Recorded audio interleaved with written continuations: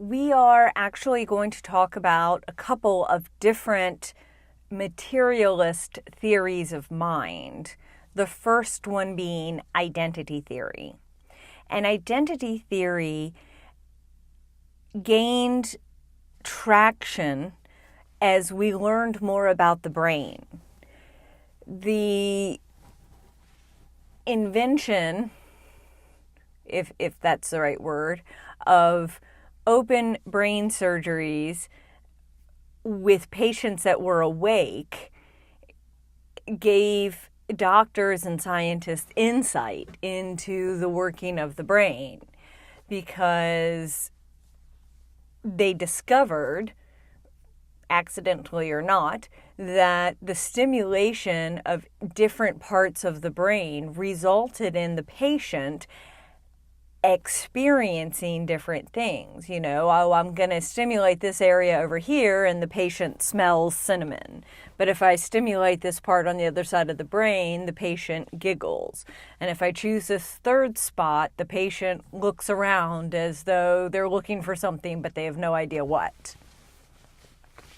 This has offered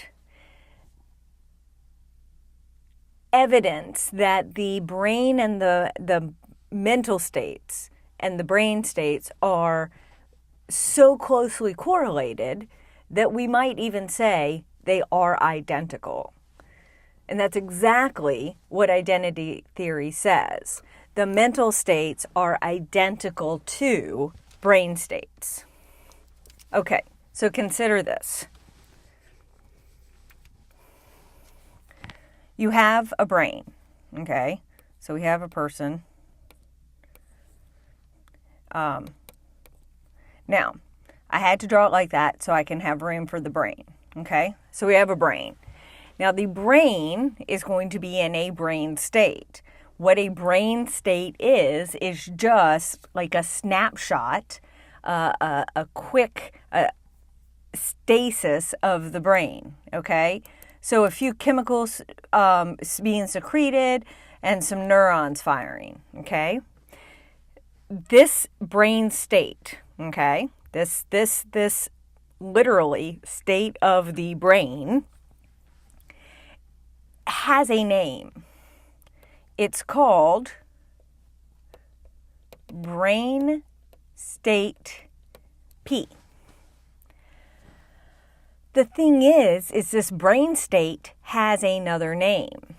It is also called pain. There is only one thing. Remember what we said about two things being identical? They have to have all the same properties. That's exactly what's going on here. There is only one thing. It is this brain state.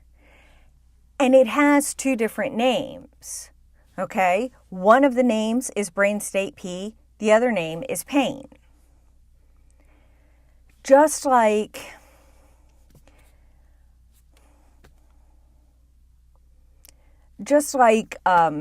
Bill Gates has, well, yeah, okay, so think about the person that is Bill Gates. He is Mr. Gates, but he's also Bill, right? He has two names. We all have two names, right? We have Mr., Mrs. X, and then we have our first name. But there's only one of us. Just two different names for the exact same thing. And that's what identity theory says. Brain state P just is pain.